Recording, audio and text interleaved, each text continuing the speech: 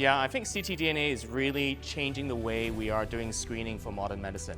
I think having this new platform available really allows us to have a better resolution of how and when a patient may, say, have cancer. And also, it also provides us additional information as well. So traditionally, when it comes to screening, we use single modalities. Like lung cancer, we use low-dose CT screening. For the chest, for breast cancer, we use mammography. But using ctDNA, it does allow us to look at a variety of types of cancers all at once. And then also the dynamics of ctDNA can also give us various resolutions at different time points. And I think having all these modalities put together really enhances the ability for us to screen efficiently and then also to broaden our screening capabilities.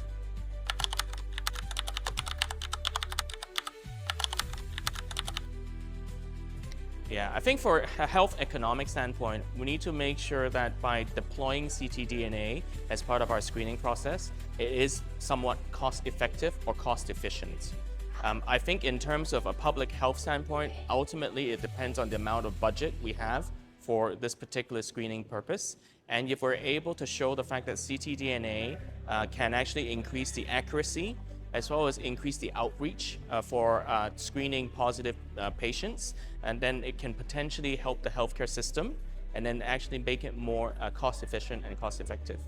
And I think also very importantly is for traditional screening methods, such as, again, low-dose CT for thorax cancer or for breast cancer, we need mammography. You need the hardware, you need that machinery. But ctDNA is a blood draw, which can be done at places where they may not have good access to all these large healthcare infrastructures and facilities.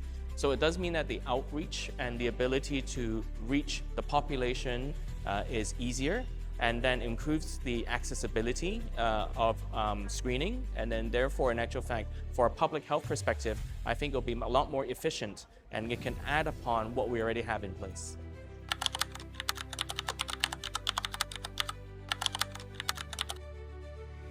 I think for ctDNA to be widely accepted and adopted at a national or regional level is we need to make sure that we have the evidence on hand.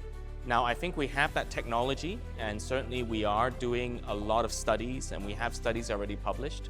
But how this necessarily applies to a local population is very important.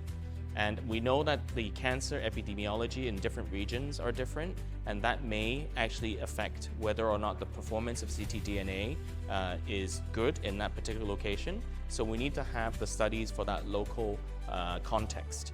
And also, I think we just need more experience of using ctDNA in a variety of situations. So I think it is more mature in the advanced disease setting. We're using ctDNA as diagnosis and potentially as monitoring. And us having more experience in that aspect of the disease spectrum, we could then probably have more confidence of it in the early stage or screening purpose. So I think the entire ctDNA infrastructure really has to further improve. And with that in mind, hopefully in the coming years, we'll develop the evidence that we need to really roll it out into the community.